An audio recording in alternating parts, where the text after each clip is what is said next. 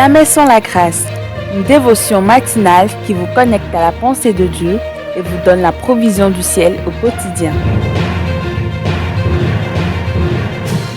Bonjour chers amis, chers internautes, chers téléspectateurs, bienvenue dans cette quatrième dévotion, que Dieu vous bénisse. Précieux Jésus, encore une fois nous te bénissons, nous te célébrons et nous prions vraiment que tu nous donnes toute cette capacité, ce discernement de pouvoir prendre ces dévotions et de les transformer en des sources de vie, en des provisions pour que nous puissions prendre des décisions, faire des choix qui t'honorent dans cette journée aujourd'hui. Amen.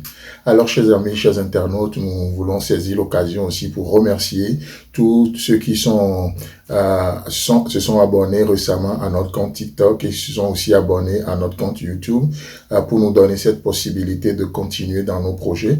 Et si vous ne l'avez pas encore fait, n'hésitez pas à faire un tour sur TikTok. Vous cherchez juste Jamais sans la grâce et vous nous trouvez. Et vous pouvez aussi vous abonner à nous, nous donnant la possibilité d'évoluer dans nos projets. Que Dieu vous bénisse. Et ce matin, nous continuons dans ce beau passage de Jean chapitre 4, le verset 6, où il est écrit.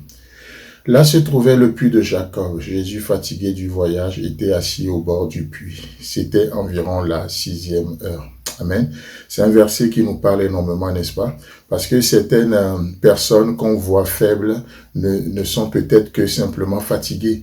Des gens que nous considérons comme des faibles, c'est parfois juste des gens un peu fatigués. Comme je le disais aussi au travers de mon histoire, de mon expérience sur le champ de mission, tout ce que j'apprends aussi et que je continue d'apprendre d'ailleurs, vous voyez. Et ce matin, le meilleur exemple que je peux vous donner, ce n'est rien d'autre que l'exemple de notre Seigneur Jésus-Christ qui a déclaré à plusieurs reprises des vérités vraiment capitales le concernant. Celui qui a déclaré « Je suis le pain de vie, je suis la lumière du monde, je suis la résurrection, je suis le chemin, la vérité, la vie, je suis le bon berger » et j'en passe. Vous savez, mais un jour, ce dernier va dire quelque chose que personne n'aimerait entendre de la bouche du Sauveur. Ce chemin, cette vérité, ce pain de vie, cette lumière du monde qu'incarne Jésus-Christ va faire une déclaration que la religion n'acceptera jamais ou que le religieux n'acceptera jamais. Vous savez ce que c'est que la religion? La religion, c'est l'art d'enterrer des vérités pour faire prévaloir des idéologies.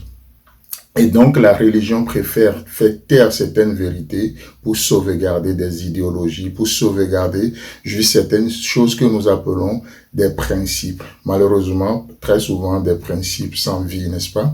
Et donc, qu'est-ce que Jésus va déclarer et que la religion n'aimerait pas entendre? Jésus va déclarer dans ce verset qu'on vient de lire, « Je suis fatigué ». Waouh! Et ça, c'est l'incarnation. Je trouve ça extraordinaire, l'incarnation. Et nous adorons, je ne sais pas pour vous, mais en tout cas pour moi, j'adore un Dieu qui est assez puissant, c'est-à-dire assez divin pour me donner la force, mais il est aussi assez humain pour être fatigué. Ça fait tout l'équilibre.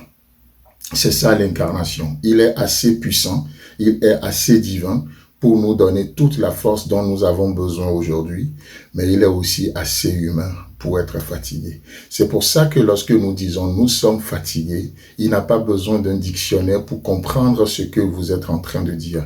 C'est pour ça que lorsque vous dites dans votre faiblesse immense que vous n'en pouvez plus, il ne vous blâme pas, il n'a pas besoin de Google pour savoir ce que c'est.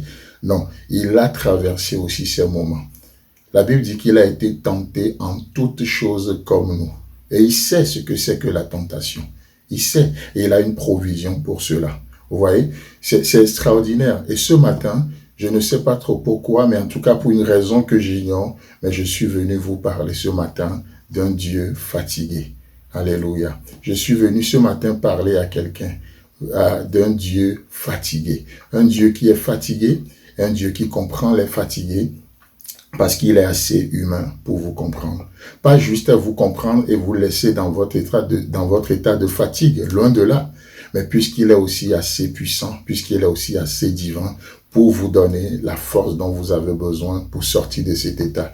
N'est-ce pas ce que la Bible nous dit? Que de la poussière, il relève le pauvre, du fumier, il relève l'indigent, et il le fait asseoir avec les grands de son peuple, et il leur donne un même trône en partage.